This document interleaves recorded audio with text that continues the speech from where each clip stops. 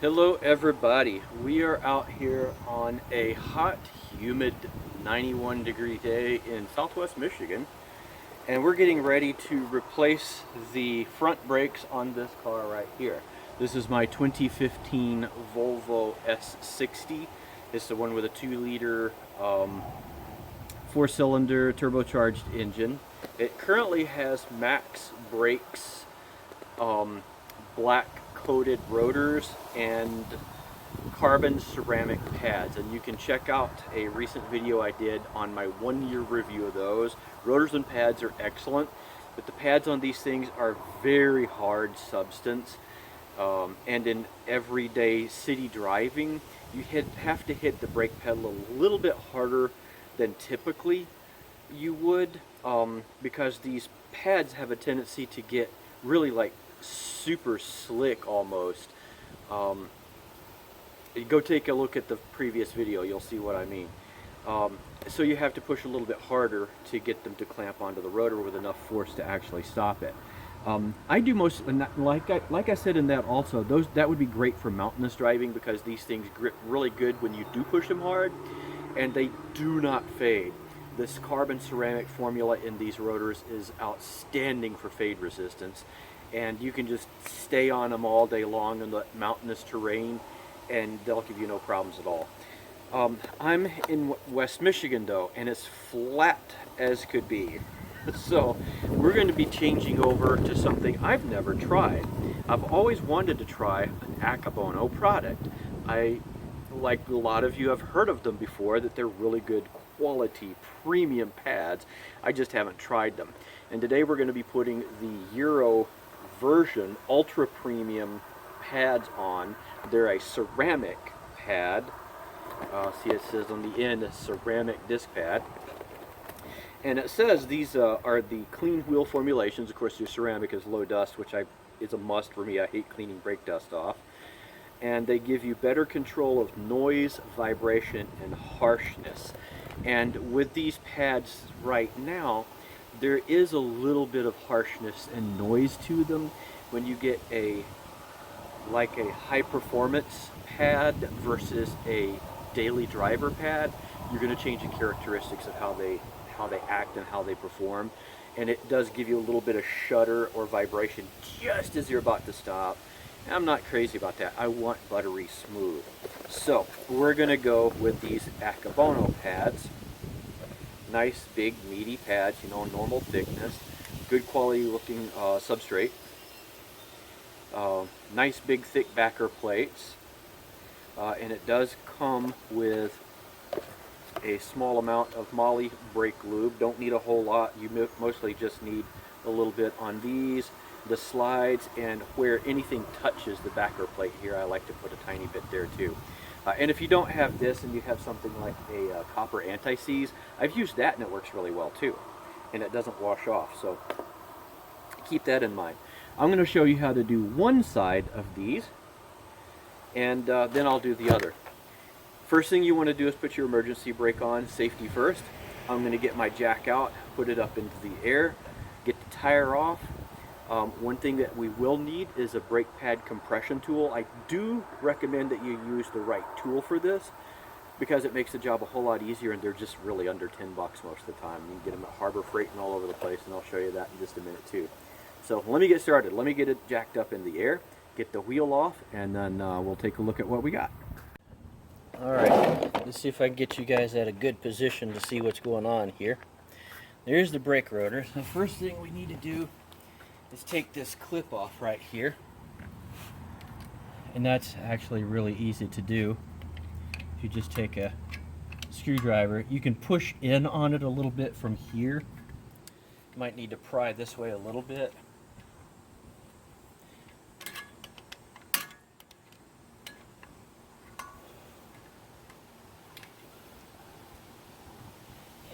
Okay, easier said than done. There's basically a couple of little L-shaped things that hold that in right there, so you just got to pull this forward enough to get it to pop out. And a big set of pliers might help too.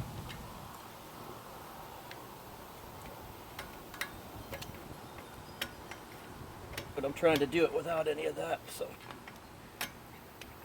come on out of there without damaging anything.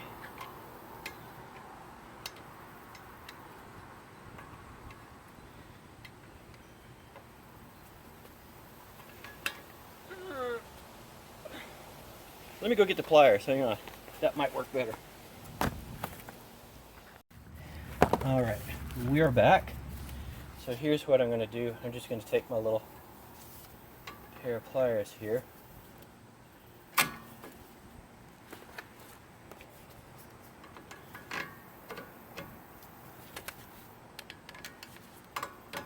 There we go. See, it has these little L-shaped things right here, and they fit into, if you take a look, there's little holes right there, and they fit in and kind of wedge themselves up in there. So you got to push it so you can pull them out. See, just like that. So next thing we got to do on the back here, right here, there is a cover that just pops right off, top and bottom. See if we can find the bottom one down there. There it is. Those just pop right off. And that is a dust cover, basically. So now you can get inside that rubber boot that remains to remove the two pins holding this caliper in place. So let me figure out what size that is. I think it's like a T45 or T40 or something, and we'll get started and remove that. Alrighty, that is indeed a T45 Torx right here. T45, and you may need a small extension to get up to the top one here. Otherwise, it's just a matter of getting in there. These should not be super tight. If these are torqued down to some massive spec or something like that, then that's probably not a good thing. And I don't think I will need the extension on the bottom. Let's find out.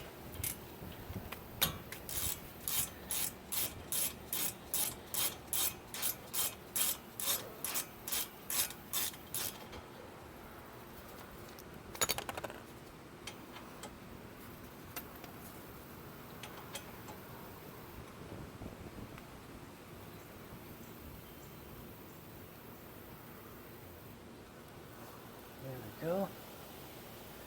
Once these get loose and the pins are out far enough, then I'll be able to pull this off. Now, if you got a little bit of those pins exposed, you can take a pair of pliers to help pull them out. It is a good idea to pull these pins out, and I'm going to pull one out here real quick to show you. See, there's a little bit of this gook on it right there. It is a really good idea to clean these, make sure they're nice and smooth and in good shape, and lube these before you put them back in. And for this, my personal preference, I know this is always somebody got to have something to say about this stuff, but I like to use a copper anti-seize. I like to use something high temperature that's not going to bake itself onto this surface and cause troubles, and a copper anti-seize is something I've always used that's done really well. So let me get that other one out down there.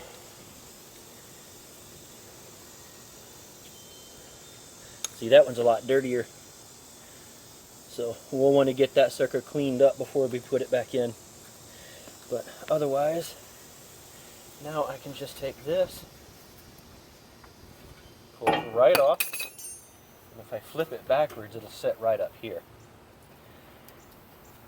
Here is my old brake pad. You can see it is still in excellent condition, good thickness, but that surface there is super hard and it gets super slippery.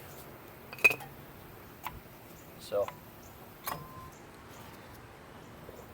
great pads though. I like these. I mean, look how much meat is still left on these. let me get one of the Akebonos out and do a comparison so you can see there's still a huge amount of meat on both. I do like the fact that these also have a slot in them that will help dispel vapors, and that also helps eliminate chatter, I'm being told.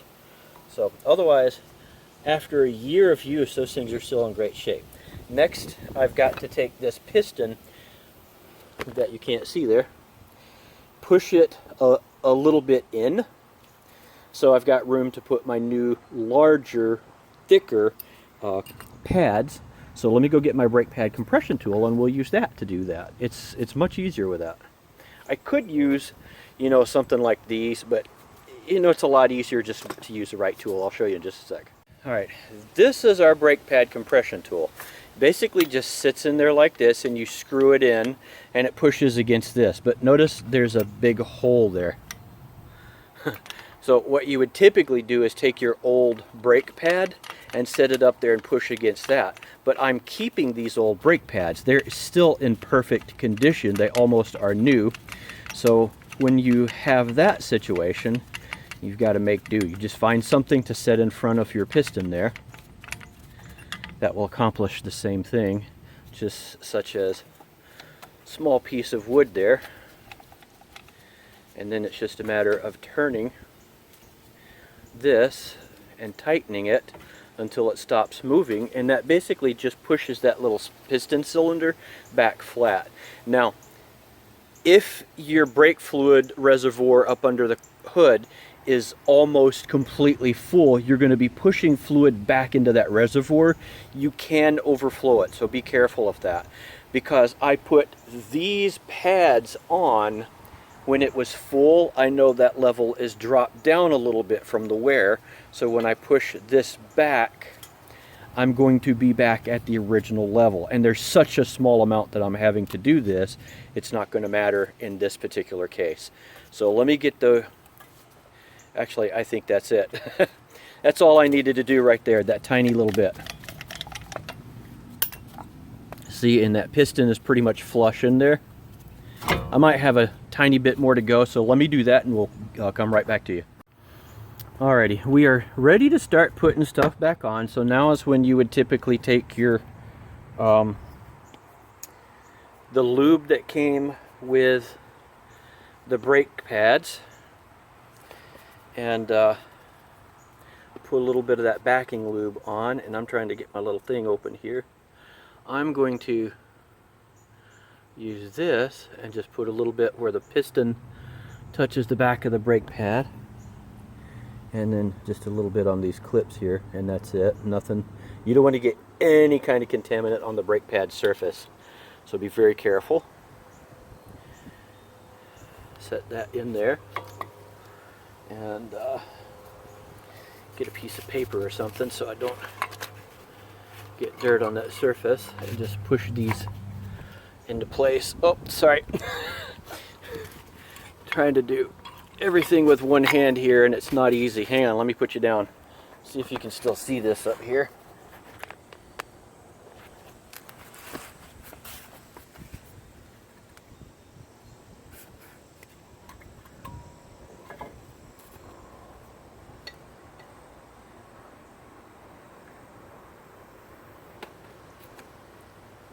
These little clips are a lot wider on this initially, so it's going to be a bear to get it in.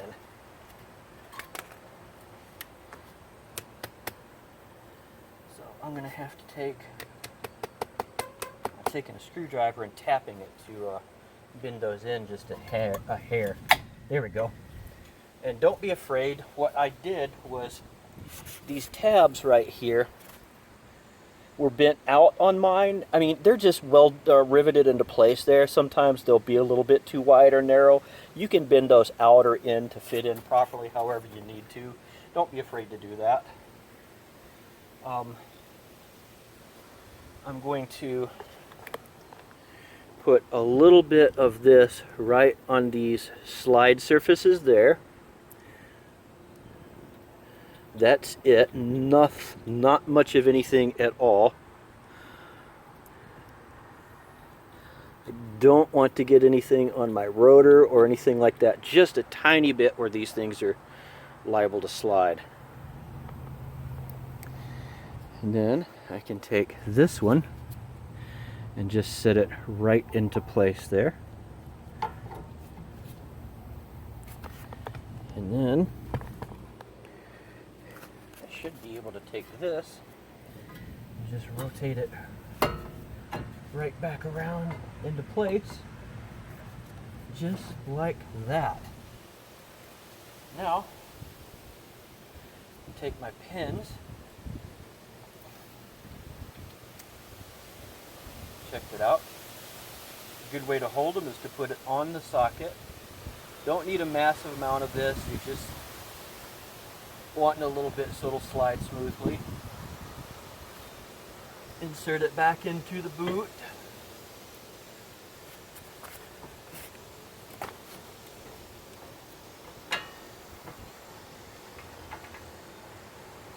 The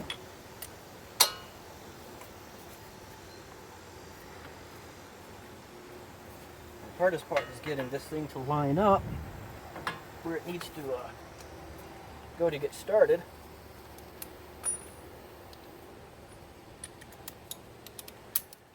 This actually is the hardest part of the job right here, is getting this lined up to start in. Oh, there it goes. It started in. So I got one end. Let's get my other pin.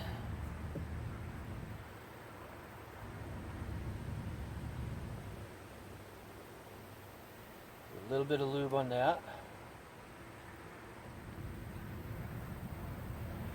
Get that started in place.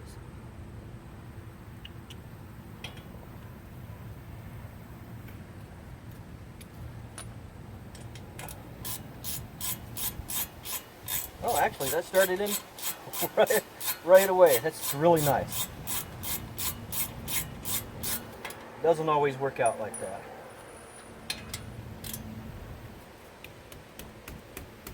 I don't know what the torque specs on these are. You can look them up. But it's not a whole lot on these, really. You do not need a lot of torque on these.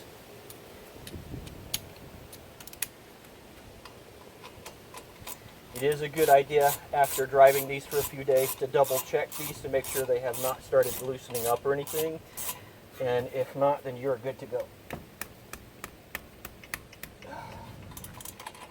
Okay, so get my dust caps, put those back on. Do not forget those. That'll keep these from getting dirty again.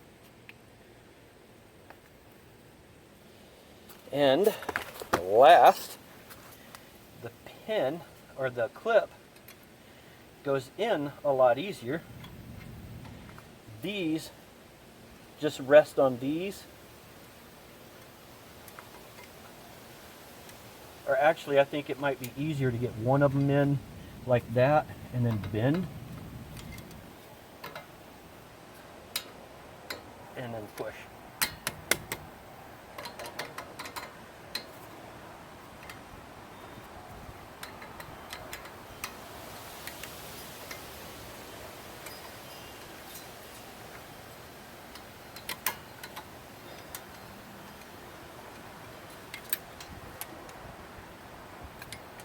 Things do want to be a little bit of a pain, don't they? I'm sure there's a better way to do this. I just haven't learned it yet.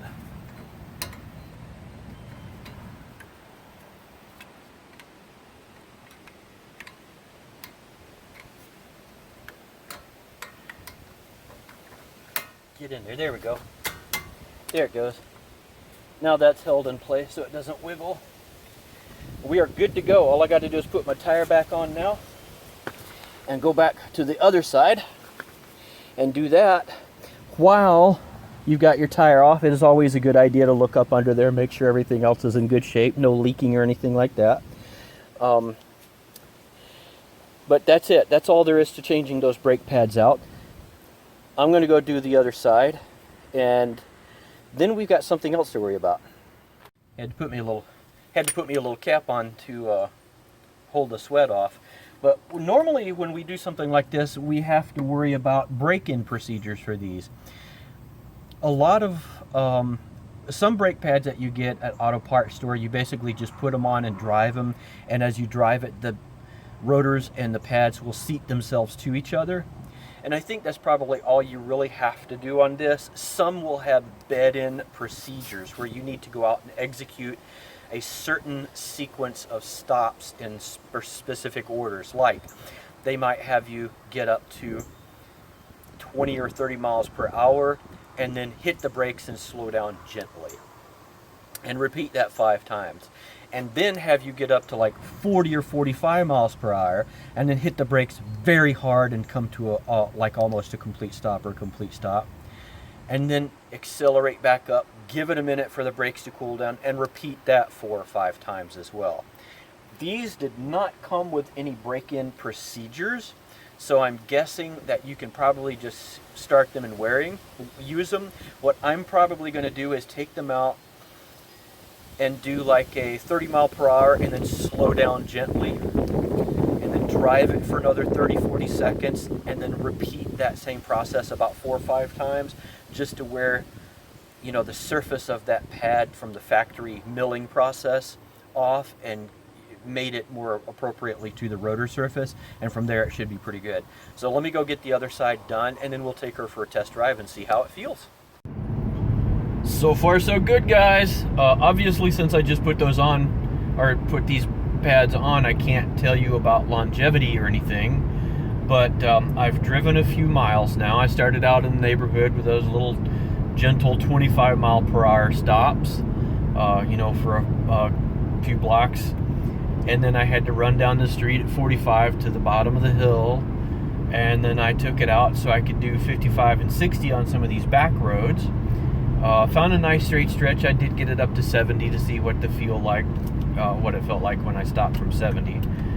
Very nice and smooth, very progressive feel to it, exactly like what you would expect good brakes to feel like. Buttery smooth too, really liked them. When you're at that stop and you're just creeping along ever so slightly, like if you're in heavy traffic or something like that, where you like maybe got a slow down or a stoppage, there's no squeaking, no shudder or vibration or anything like that. Just absolutely smooth. And I did have some dork weed that tried to pull out in front of me, so when I was doing 60, so I got to test the hard stop capabilities of them too. Really good there, no problems at all, no pulling from, you know, one side to the other or anything like that. So far, Akebono, I really like you. Does seem to be really good brake pads. They have a really great feel to them, and I'm looking forward to the enhanced feel of this car. I like the feel of these pads much better than I do the Max Brakes pads. So not to say that those weren't good pads, like I said before, but for the city type flat country driving like I do, I think these Akebono pads are going to be much better. So there we have it. Hope you got something out of it. So far, I really like them, and I would highly suggest you get some too. I would recommend these things. So talk to you guys later.